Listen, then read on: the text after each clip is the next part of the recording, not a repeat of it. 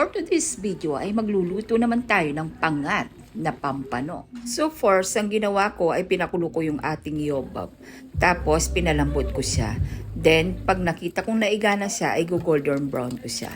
Pag naging golden brown na yan, ay naglagay ako dito ng sibuyas at luya. Saka ko lang siya ginisa-gisa hanggang sa maging golden brown.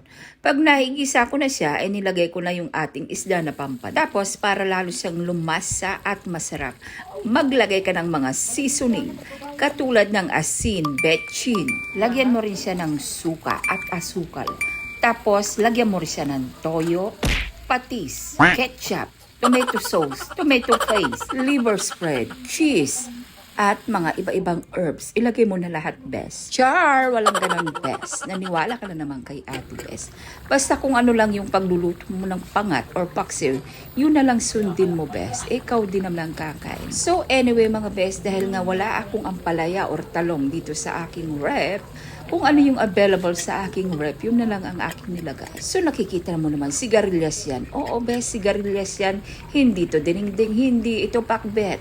Kung hindi, sigarilyas na pangat.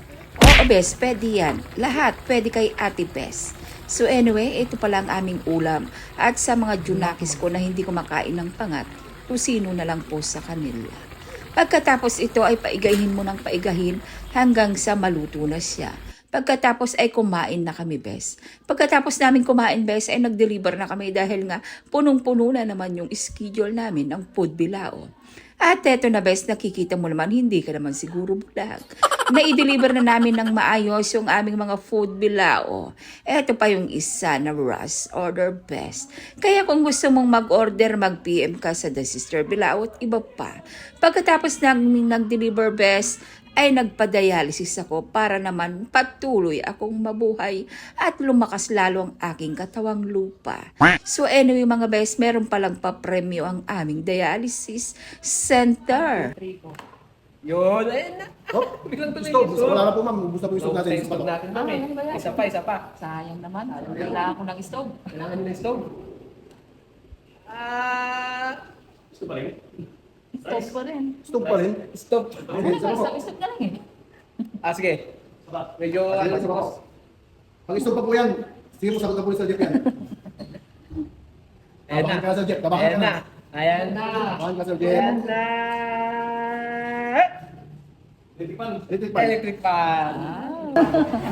Merry Christmas po. Akala ko no. Iyo. Thank you very much. So hayun lang, bes, ang mga ganap-ganap ko sa aking buhay. Wala naman mas espesyal. Pero ang mas espesyal ay yung nabubuhay pa ako ng matagal dito sa ibabaw ng lupa. So hayun lang, bes, share ko lang. Ingat. God bless. Bye!